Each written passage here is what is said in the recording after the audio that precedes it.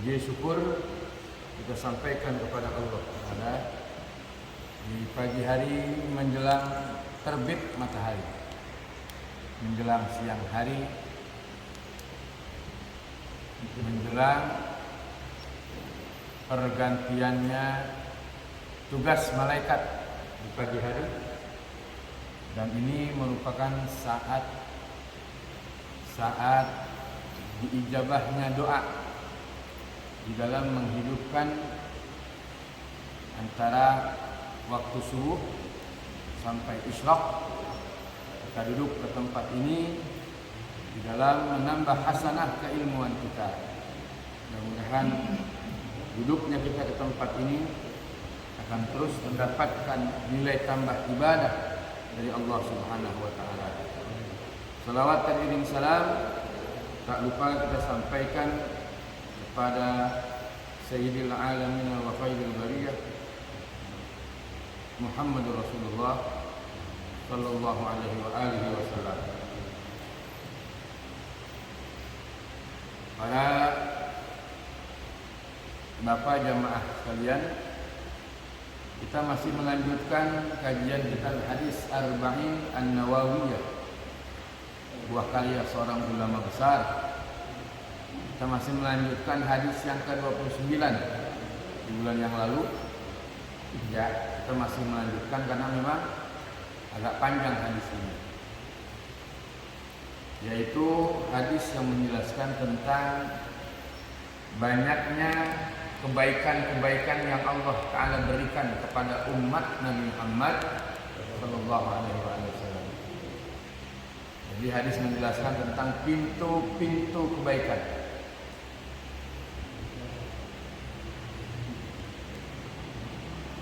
Karena Allah Ta'ala itu sangat mencintai orang-orang yang berbuat kebaikan. Orang yang baik pasti dibela oleh Allah. Orang yang mengerjakan kebaikan pasti akan dibela oleh Allah Ta'ala.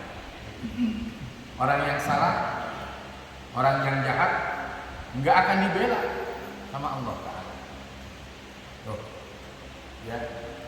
Makanya orang kalau yang jahat, yang zalim lagi diulur oleh Allah Ta'ala, ibarat orang main layangan, diulur, sadar nggak? Nggak ada sadar, lama-lama habis itu benang, selesai sudah.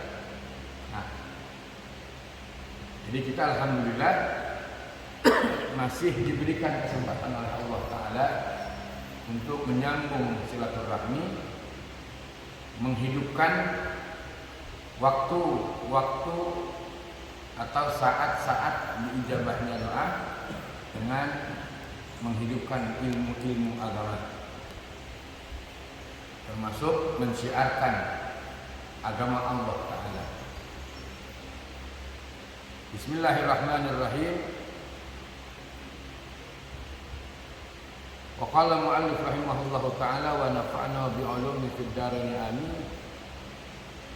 An Mu'adz ibn Jabal radhiyallahu anhu qala qultu ya Rasulullah akhbirni bi'amalin yudkhiluni al-jannah wa yub'iduni 'anil nar. Qala laqad sa'alta an 'azimin wa innahu la yasirun 'ala man yassarahu Allah ta'ala 'alayhi ta'budullaha la tusyriku bihi syai'an wa tuqimus salata wa tu'tiyaz zakata wa tasumu ramadana wa tahujjul baita summa qala ala adulluka ala abwabil khair as-sawmu junnatun was sadaqatu tudfi'ul khati'ata kama yudfi'ul ma'un nar wa salatul rajuli fi jawfil lail summa tala tatajafa junubuhum 'anil madaji' hatta balagha ya'malun summa qala ala ukhbiruka bi ra'sil amri wa umudihi wa zirwati sanamihi. Qultu bala ya Rasulullah. Qala ra'sul amri al-islam wa amuduhu as-salah wa zirwatu sanamihi al-jihad. Summa qala ala ukhbiruka bi milaki dzalika kullihi. Faqultu bala ya Rasulullah. Fa akhadha bi lisanihi wa qala kuffa 'alaika hadza. Qultu ya Nabiyallah wa inna lamu'akhaduna bima natakallamu bihi. Faqala sakilatka ummuka wa hal yakubbun nas bin nari ala wujuhihim aw qala ala manakhirihim illa hasaidu alsinatihim. Ini satu hadis yang mengenai pintu-pintu kebaikan, di mana kemarin sudah kita bahas pertemuan yang lalu sampai summa tala tatajafa junubuhum anil madaji'i hatta balagha ya'malun. Kemudian sekarang dilanjutkan summa qala. Kemudian Nabi bersabda tentang menyampaikan kebaikan-kebaikan kepada para sahabat. Ala ukhbiruka bi ra'sil amri wa umudihi wa zirwati sanamihi. Kata Nabi, maukah aku beritahukan pangkalnya atau tiangnya perkara agama itu, wa zirwati sanamihi, dan buahnya, puncak-puncaknya ibadah. Qultu, aku berkata, bala ya Rasulullah, mau ya Rasulullah. Qala ra'sul amril Islam, tiangnya perkara Islam. Jadi tiangnya agama adalah Islam. Islam tiang pancangnya agama. Kudu paham apa yang dimaksud dengan tiang pancangnya agama. Karena agama itu adalah merupakan khudu' wal inqiyad batinan wa zahirah. Jadi patuh dan tunduk baik secara zahir maupun secara batin. Itu Islam. Dengan menjalankan perintah Allah dan menjauhkan larangan Allah Ta'ala.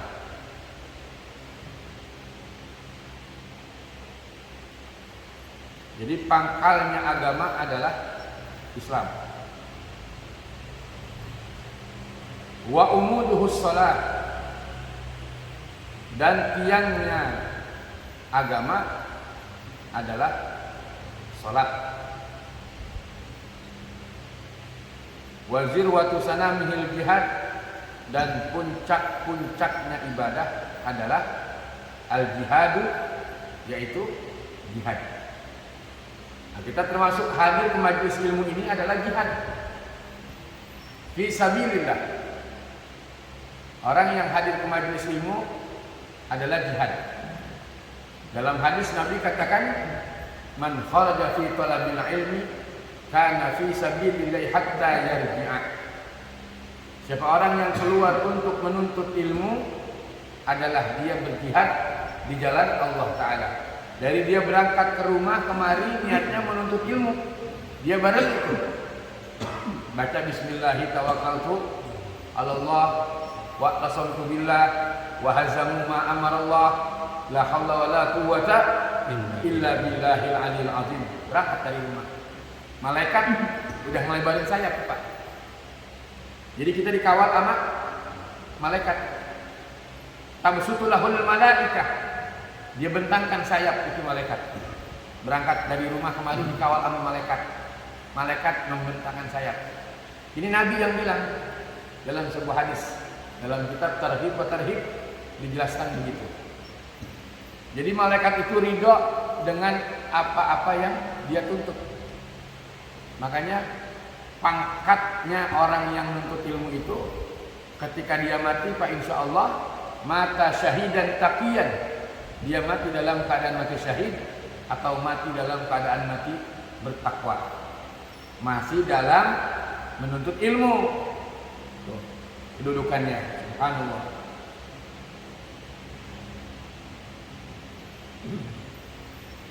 Jadi Islam, ya, pangkalnya perkara, pangkalnya tiang pancangnya agama. Makanya kata sebagian hukama bahwa Islam itu kudu punya tiang pancang. Ibarat orang ngebangun rumah, kan kudu ada tiangnya. Kalau nggak ada tiangnya, maka nggak akan jadi itu rumah. Mau bahan sehebat apapun tanpa adanya tiang, maka nggak akan jadi. Nah, ada tiang pancang yang berperan kepada arkanul Islam, kepada rukun-rukun Islam. Yang pancangnya ini Pak, ya. Beragama Islam, menganut sebagai agama Islam, kitanya. Yang tadi saya bilang Islam itu adalah patuh dan tunduk baik secara zahir maupun secara batin.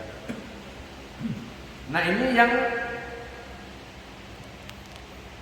menyempurnakan keislaman kita dalam hal ibadat dan ubudiyah, beramal sholih, maka harus ada tiang pancangnya agama. Sebagaimana dijelaskan oleh sebagian ulama, tiang pancang agama itu yang pertama al-wafa bil uhud, janji setia kepada Allah, kepada Rasulullah. Itu pertama. Islam, janji setia. Apapun, dalam keadaan apapun, dalam kondisi apapun, tetap berpegang kepada janji setia kita kepada Allah dan Rasulullah. Hablum minallah, hablum minan nas. Yang namanya seperti prajurit TNI atau polisi, kan ada namanya janji setia, sumpah prajurit. Betul nggak Pak? Betul. Kalau udah janji setia, apapun kata pimpinannya, kata komandannya, kata panglimanya bilang A, maka semua prajurit harus bilang A, ngikut. Mau itu baik atau nggak baik, udah nurut aja. Ini janji setianya nih. Betul nggak kira-kira begitu ya? Janji setia seorang prajurit kepada pimpinan, kepada komandannya, sumpah setia. Ketika ini prajurit ditugaskan misalkan kemana, ke Papua, kudu berangkat dia ke sana, karena sudah tugas negara, harus patuh terhadap pimpinan. Pimpinan putuskan berangkat kamu ke Papua, jaga keamanan di sana dari gangguan KKB, begitu misalkan. Ya berangkat ya. Apapun yang terjadi, resiko yang bagaimanapun udah harus ditanggung. Karena udah sumpah setia seorang prajurit kepada pimpinan. Loyal, dia bekerja, dia bertugas, sabar terus. Pimpinan, di sana dor. Apapun kata pimpinan, dia perlu ikut dengan janji setia. Tugas sudah selesai Pak, dilakukan. Berhasil, pasti akan naik pangkat dan jabatan ini seorang prajurit. Kata pimpinan, tugas kamu sudah selesai. Mau apa kamu? Ingin apa kamu? Mau naik pangkat apa kamu? Ditawarin sama pimpinannya, sama panglimanya. Begitupun dengan keadaan kita kepada Allah Ta'ala.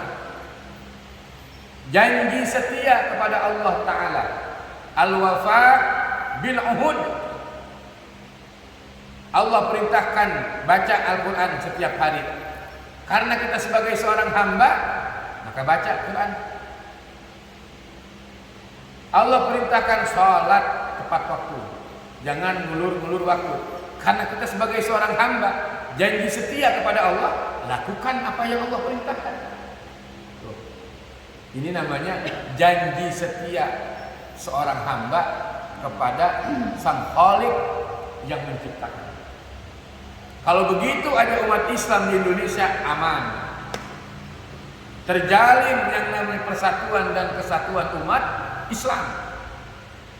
Kalau mereka selalu berpegang teguh kepada janji setia. Itu yang dikatakan tiang pancangnya agama.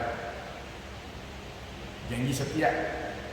Allah perintahkan hadirlah ke majelis-majelis ilmu, yarfa'illahu allazina amanu minkum wallazina utul ilma darajat. Janji setia, hadir ke majelis ilmu. Tadi guru kita sudah mengatakan, "Idza marartum biriyadil jannah farta'u." Apabila kalian melewati taman-taman surga yang ada di dunia, kunjungin, kata Nabi. Karena itu maknanya kan amar, perintah. Janji setia kita kepada Rasulullah tunaikan. Tuh. Kalau kita melewati taman-taman surga yang ada di muka bumi ini, yaitu majelis-majelis ilmu atau majelis zikir. Al-wafa bil uhud, janji setia kepada Allah Ta'ala, kepada Rasulullah Sallallahu Alaihi Wasallam. Itu dulu dah. Itu namanya tiang pancangnya agama. Kedua, dijelaskan wal muhafazatu 'alal hudud. Wal muhafazatu 'alal hudud, dan menjaga dasar atau hukum-hukum agama. Wal muhafazatu 'alal hudud, menjaga hukum-hukum agama. Innal halala bayyinun wa innal harama bayyinun wa bainahuma umurun mushtabihat. Dalam hadis ini kan sudah kita bahas. Ya, dalam kitab ini hadis Arba'in An-Nawawiyah. Ada perkara haram, ada perkara halal, ada makruh, ada wajib, ada sunnah, mandub. Itu merupakan tiang pancang agama yang kedua. Yang ketiga, kita mengaku sebagai pemeluk agama Islam, maka harus mempunyai tiang pancangnya agama. Yang ketiga adalah was-sabru 'alal mafqud. Was-sabru 'alal mafqud, bersabar atas kehilangan. Sabar kehilangan, termasuk orang-orang yang dia cintai. Yang dimaksud mafqud itu juga bisa dikatakan kematian. Ya, bersabar ketika mendapatkan ujian dan cobaan dari Allah Subhanahu wa taala. Yang keempat, yang terakhir, waridha 'alal mawjud, dan ridha dengan yang ada. Apa yang Allah Ta'ala berikan, dia ridha dalam masalah makanan, dalam tempat tinggal, ya, dalam berpakaian yang Allah Ta'ala berikan kepadanya, dia ridha. Ini yang dikatakan ridha bi qada'illah wa taqdir wa qismatillah.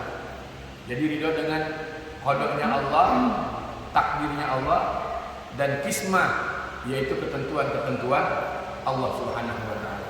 Nah, itu 4 tiang pancangnya agama sesuai dengan hadis yang disampaikan Rasulullah sallallahu alaihi wasallam, bahwa pangkal dalam urusan Islam, pangkalnya agama, kemudian tiangnya agama adalah yang kedua as-sholatu, yaitu salat. Ini jangan suka ninggalin salat, jangan menganggap enteng orang yang biasa ninggalin salat tuh. Banyak sekarang sudah mengaku Islam tapi nggak mau salat. Besar siksaannya. Nauzubillah. Nauzubillah.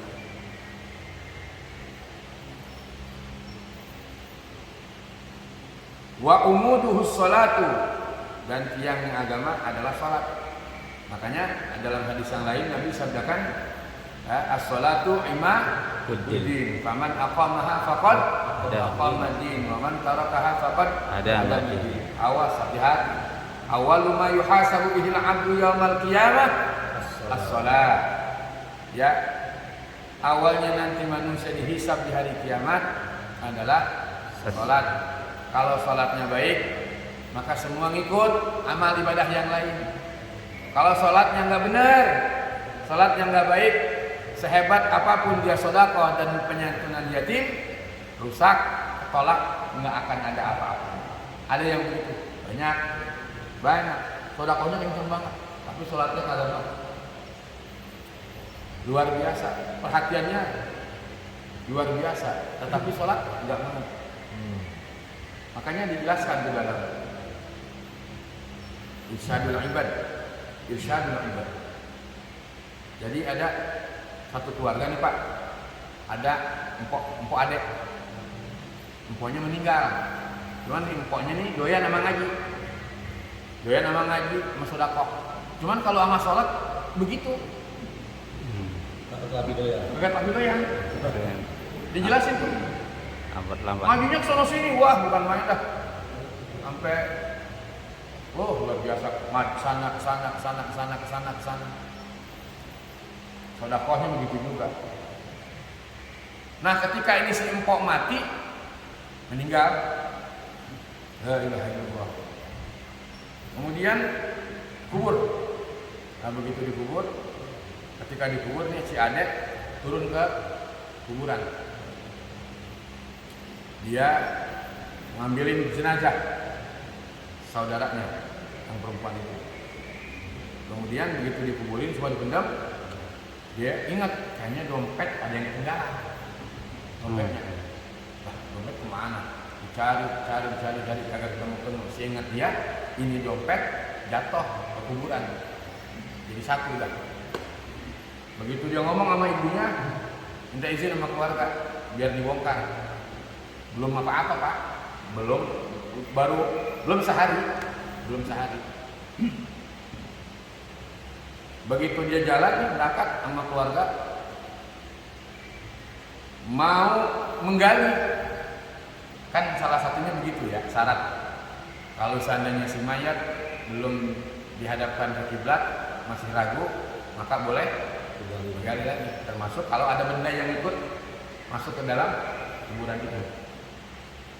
Nah, begitu mau digali, tahu-tahu udah keluar api di kuburan. Panas, nggak ada yang bisa. Ada di tangan. Ya. Mau digali, tahu-tahu kuburannya sudah keluar api. Kemudian kakaknya terheran-heran, dia nanya sama ibunya, "Mak, ini kenapa? Ukhti, saudaraku, saudara perempuanku kenapa jadi begini? Kan dia doyan ngaji. Dia doyan sedekah. Kenapa Mak jadi begini kuburannya? Amalan apa yang dia lakukan Mak?" Dijawab sama emaknya, "Empok lu ngaji mah ngaji doyan. Cuman kalau sama sholat kurang tapi doyan. Sama sholat entar dulu. Padahal tahu udah asar, nanggung. Ntar jam 5:30 baru sholat asar. Masya Allah. Subuh jam 5:30 baru sholat subuh. Gimana kita? Nah ini dia, makanya harus ada yang pancangnya agama. Jadi amalannya begitu. Makanya kan benar kata Nabi, ada 15 sisaan kan orang kalau yang meninggalin sholat. Salah satunya kuburannya kebakar. Ada juga namanya binatang Sujaul Aqra ya. Itu bulat, kepala botak. Masya Allah. Jadi kalau kita dikubur Pak, kuburan itu kalau udah rata dengan tanah, udah siap datang tuh binatang-binatang yang ada di perut bumi. Kalau kita ini udah dikubur nih, pakai dinding ari, ya kan ya, papan tuh, dikuburin tuh, udah mulai begitu aja, sampai ke atas, itu udah ada tuh kalajengking, Sujaul Aqra, ada yang namanya cacing tanah, udah siap. Ngapain? Nyantap jasad kita. Gimana? Dikerubutin jasad kita. Habis digerogotin. Tapi kalau orang yang sholat tepat waktu, orang yang baca kahfi, orang yang baca muluk, surah al-muluk, orang yang biasa tadarus Al-Quran, insya Allah jasadnya akan Allah Ta'ala pelihara di alam kubur. Amin ya Allah. Amin. Orang yang selalu memberikan kebaikan kepada orang lain, memfasilitasi. Jadi kita kudu ingat tuh, emang kita bakalan habis. Kalau udah mati kan gak ada lagi ketawa-ketawa sama bini, gak bisa bercanda udah.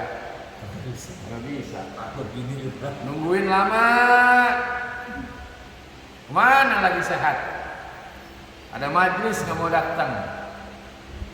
Kenapa gak baca Quran? Padahal bisa baca Quran tuh. Inilah kondisi akhir zaman. Banyak orang yang disesatkan oleh Allah Ta'ala di akhir zaman ini karena bukhlun syadid, kikir yang dituruti, syuhun mutok. Ini yang dikatakan ada perkara yang membinasakan kita, ada perkara yang menyelamatkan kita, ada perkara yang mengangkat derajat kita di akhirat, ada perkara-perkara yang menghapus dosa-dosa kita ketika kita di dunia. Nah, ini mau yang mana nih kita nih? Ada namanya munjiat, ada halakat, ada yang menyelamatkan kita, ada yang membinasakan kita. Tuh, perkara sholat, makanya kita punya anak, kita punya cucu, perhatiin sholat Pak. Sekarang orang gampang banget ninggalin sholat, Masya Allah. Bahkan nanti dibangkit orang kalau yang kagak sholat itu, kata Nabi, yub'atsu yaumal qiyamah misla khinziril aswad. Jadi nanti dibangkit di hari kiamat orang kalau yang nggak sholat seumur hidup, dia nggak sembah Tuhannya, dia ngaku Islam, nanti dibangkit dari alam kubur misla khinziril aswad, seperti babi yang sangat hitam. Begitu Pak, karena terjadi di zaman Nabi, sudah dibuktikan. Ya, orang kalau yang kagak sholat, yang kagak pernah sembahyang, nggak pernah nyembah Allah hidup, maka nanti ketika dia mati dibangkit di alam kubur, kata Nabi, mislal khinziril aswad, seperti babi yang sangat hitam dia punya muka. Na'udzubillah, summa na'udzubillah ya Allah. Wazir waktu sanamihil jihad, dan puncak-puncaknya, pangkal puncak-puncaknya ibadah adalah jihad. Ya termasuk sholat tepat waktu, termasuk kan jihad namanya. Hadir ke majelis ilmu, beda lagi jihad.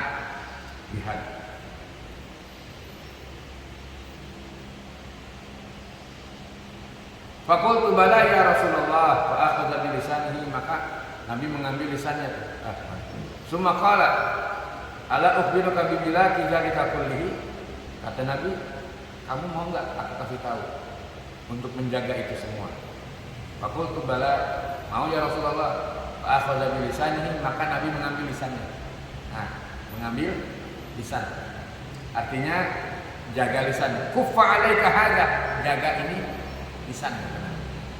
Hati-hati punya mulut. Makanya kata Nabi, salamatul insan fi hifdzil lisan. Jadi kudu hati-hati ya kalau ngomong, jangan suka nyakitin saudara. Ini bahaya banget Pak lisan Pak. Makanya kan pernah ya sering saya sampaikan.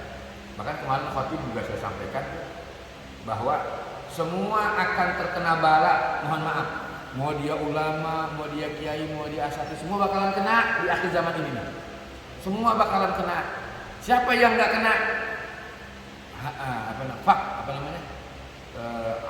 Ketika fitnah itu sudah terjadi di mana-mana, bala sudah Allah turunkan di mana-mana, semua bakalan kena, kata Nabi. Illa rajulun, kecuali seseorang. Arafa dinallah, fajahida bilisanihi wa biqalbihi. Tuh, udah nggak ada lagi. Fitnah udah merebak, dia justru makin mengenal Allah Ta'ala. Dia lebih mendekatkan diri kepada Allah Ta'ala. Dia lebih asik dengan Allah Ta'ala. Bodoh dah orang mau ngomong apa kayak mau ngomong apa. Udah saya mau diam aja. Saya mau jaga lisan dan jaga hati. Itu ternyata yang diselamatkan Allah Ta'ala. Kalau nggak bisa ngomong, misalkan kita sakit lambung aja Pak, dalam kondisi begini nih, apalagi kemarin sedang rame-ramenya. Kita ngomong aja sama tetangga, wah, corona. Tuh, jahat kan? Kenapa? Karena ini sedang fitnah. lambung, batuk-batuk, agak sesak napas. Wah, corona.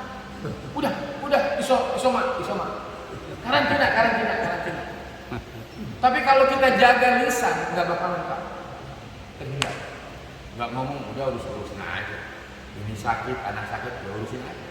Kalau kita ngomong, udah pasti kena. Pasti akan kena tuh. Makanya dikatakan Nabi kan, fajahida bilisanihi wa biqalbihi. Maka dia jaga lisan dan dia jaga hatinya. Subhanallah.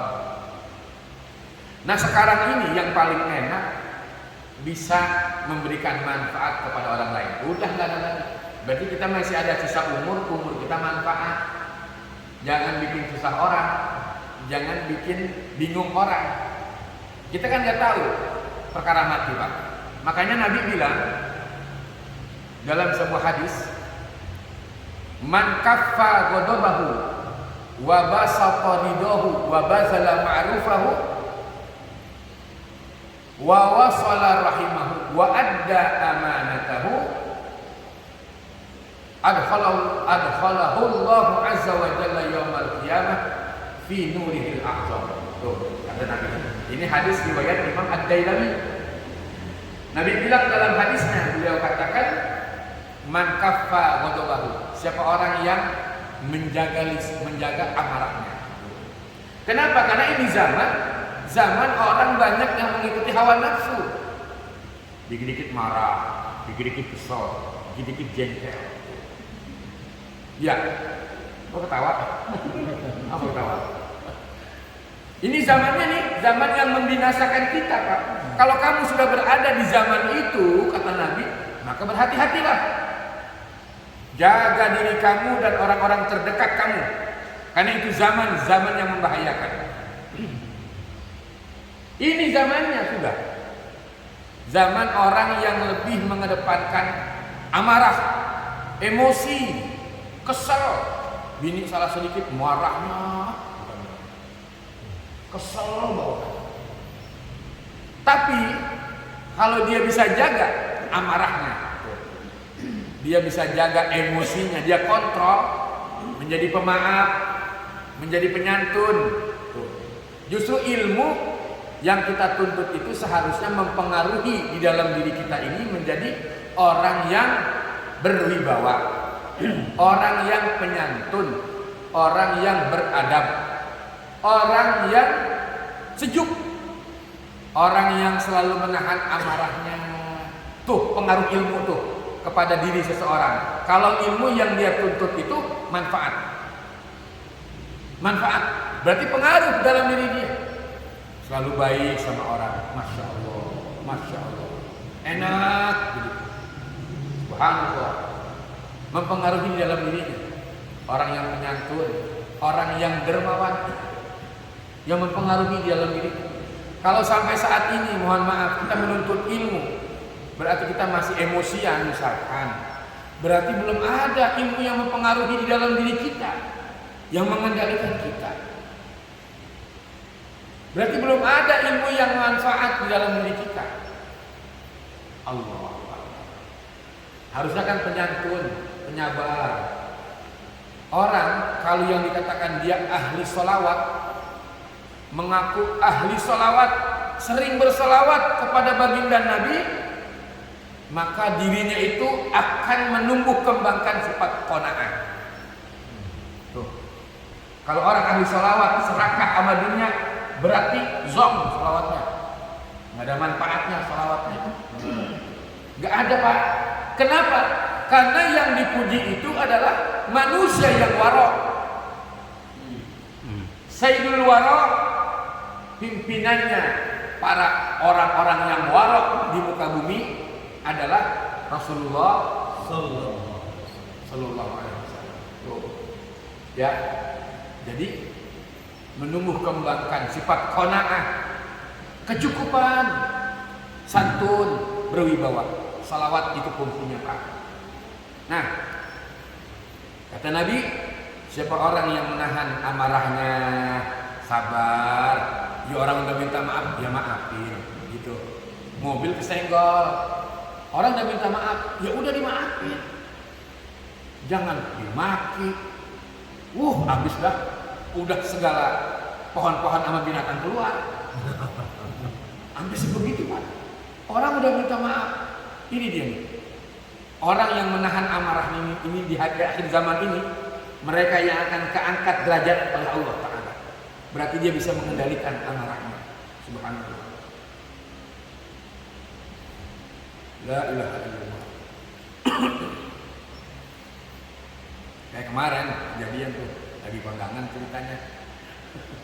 Mobil satu gang, begini satu gang. Saya udah masuk, posisi saya mobil di tengah. Ada orang baru masuk. Dia kan harusnya mundur. Udah diatur sama tukang parkir. Gak mau mundur. Padahal kita udah mau keluar. Kalah dia harusnya. Kalau kita mundur lagi lebih jauh jalannya. Udah diatur sama tukang parkir. Marah Pak. Luar biasa. Kita kan bawa istri, bawa orang tua, bawa adik. Ada emosinya nih. Luar biasa buat muda. Sampai dia buang ludah begitu Pak. Nah, kita kan kalau kita ikutin luar biasa. Ini sekarang bisa perang-perang benar kita. La ilaha illallah. Jalan kita nggak ada lagi. Itu alhamdulillah masih bisa meredam emosi. Dipancing ternyata. Kalau opini saya jangan cuma bisa ngomong doang. Diuji benar-benar ente dalam kondisi begitu. Buang ludah. Wah, begitu Pak. Kita alhamdulillah. Baik udah jalan. Alhamdulillah, mudah-mudahan nggak kepancing namanya. Nggak kepancing. Kalau bicara emosi, ya luar biasa Pak. Kita posisinya benar, posisi kita benar. Nah, cuma kita dihadapkan dengan orang-orang seperti itu, bagaimana kita menyikapi? Man kaffa ghadabahu, siapa orang yang menahan amarahnya, wa basata ridahu, dan orang yang melapangkan keridoan untuk saudaranya. Saudaranya punya masalah, dia bantu. Dia ridho nolongin saudaranya. Dia ridho nulungin tetangganya yang lagi kesusahan. Apalagi dalam masa-masa begini. Dia lapangkan keridoan untuk saudaranya. Tuh, kata Nabi. Yang kedua, yang ketiga, wa bazala ma'rufahu, dan dia terus bertekad untuk mengerjakan kebaikan-kebaikan. Terus dia lakukan kebaikan-kebaikan. Wa wasala rahimahu, dan dia sambung silaturahmi sama saudaranya tuh. Dia jaga, dia silaturahmi, terus dia jaga hubungan tuh. Ya, ngaji, hadir ke majelis ilmu, bertemu dengan saudaranya, absus salam, assalamualaikum, assalamualaikum. Itu kan namanya wa wasala rahimahu. Dia jaga silaturahmi. Kemudian wa adda amanatahu, dan dia tunaikan, dia kerjakan amanah-amanah Allah. Tadi tuh, ya, yang pancangnya agama itu yang 4 menurut sebagian ukama. Kata Nabi, kalau udah dia lakukan 5 itu, adkhalahullahu azza wa jalla yaumal qiyamah fi nurihil a'zam. Maka Allah Ta'ala akan masukkan orang tersebut nanti di hari kiamat bersama dengan kelompok-kelompok orang-orang yang mendapatkan pandangan kemuliaan atau cahaya keagungan dari Allah Subhanahu wa Ta'ala. Alhamdulillah. Tuh, orang yang menahan amarahnya, orang yang meluaskan keridoan untuk saudaranya, orang yang terus berusaha, berupaya, bertekad untuk melakukan kebaikan-kebaikan, orang yang menyambung silaturahmi, orang yang menunaikan akan amanah Allah, mereka nanti akan dimasukkan di hari kiamat bersama dengan kelompok-kelompok orang-orang yang mendapatkan cahaya keagungan dari Allah Subhanahu wa Ta'ala. Mudah-mudahan kita tetap istiqamah. Wa inna la mu'akhaduna bima natakallamu bihi faqala naklaka ummuka wa hal yaqubun nas binnari ala umihim aqal ala manakhirihim illa hasail alsinatihim. Jadi kesimpulannya menjaga lisan. Ya, kesimpulannya menjaga lisan. Jangan suka nyakitin, jangan suka memprovokasi, jangan juga memberikan kabar-kabar yang enggak jelas, itu yang bahaya. Ya, kenapa? Karena Nabi pernah kan ketika beliau bersama Abu Hurairah, kemudian ada sahabat melewati 2 kuburan, ya kan? Kemudian Nabi dengar kata Nabi, amma tasma'una ma asma', apakah kalian mendengar apa yang aku dengar? Kata sahabat, apaan itu ya Nabi Allah? Nabi nggak dengar apa-apa. Nah, kata Nabi, hadzani rajulani yu'adzibani fi kuburihim azaban syadidan. Ini nih kata Nabi, dua kuburan lagi disiksa sama malaikat Zabaniyah. Kata sahabat, emang kenapa ya Rasulullah? Pertama, kana ahaduhuma la yastanzihu minal baul. Kata sahabat, nih kuburan yang kata Nabi, salah satu kuburan yang disiksa adalah mereka tidak mengetahui tata cara istinja dengan benar. Kalau pipis diri, udah diri, nyipret, najis dibawa kemana-mana, dipakai sholat, maka nggak sah sholatnya. Tuh kebanyakan begitu tuh kata Nabi dan para ulama. Fa inna amata azabal qabri la yastanzihu minal baul. Kebanyakan orang yang disisa di alam kubur itu tidak mengetahui tata cara istinja dengan benar. Nah sekarang kencing diri bang, kencing diri, pakai celana dalam. Ya maaf nih ya, ini, kan kita kan gurunya istibro, ya. Dalam fikih itu namanya istibro itu kan berarti udah habis benar-benar bersih. Dia pipisnya diri, pakai celana dalam, ceboknya begitu doang. Begitu dimasukin zakarnya ke celana dalam, itu udah otomatis keluar lagi tuh.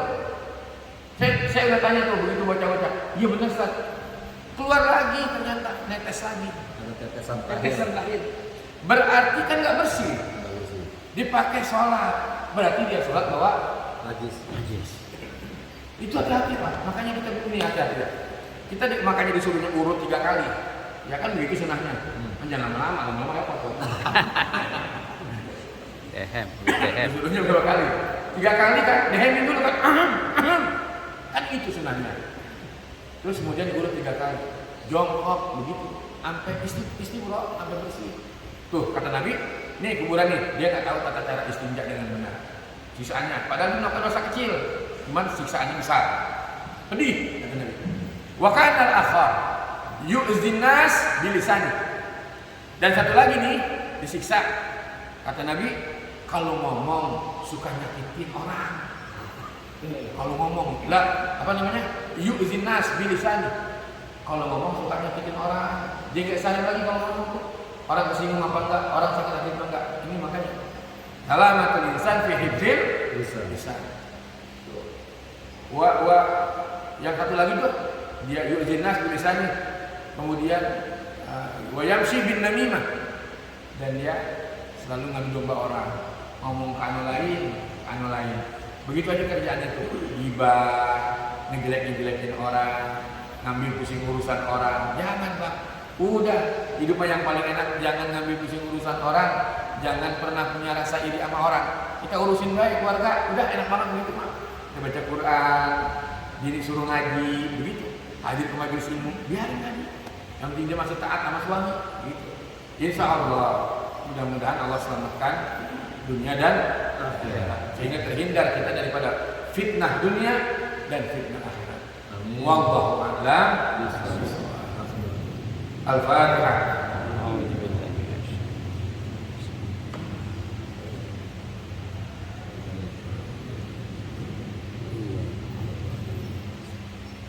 Bismillahirrahmanirrahim. Alhamdulillahirabbil alamin. Hamdan yuwafi ni'amahu wa yukafi mazidah. Ya rabbana lakal hamdu wa lakal syukru kama yanbaghi li jalali wajhika wa 'azimi sultanik. Subhanaka la ilma lana illa ma 'allamtana innaka antal alimul hakim. Allahumma ighfir lana dhunubana warhamna wa liwalidina wa limashayikhina wa limu'allimina wa liman alhaqtum alaina wa liman ahabba wa asana ilaina wa lil hadirina wa likabatil muslimina wal muslimat wal mu'minina wal mu'minat bi rahmatika ya arhamar rahimin. Allahumma inna nas'aluka ilman nafi'an wa qalban zakiyan wa qalban khashi'an wa amalan salihan mutaqabbala wa rizqan halalan thayyiban mubarakan. Allahumma arzuqna fahman nabiyyin wa hifdzal mursalin min hamdil malaikatil muqarrabin bi arifina bi rahmatika ya arhamar rahimin. Allahumma ij'al awladana wa dhurriyyatina wa talamizana wa jama'atina min ahlil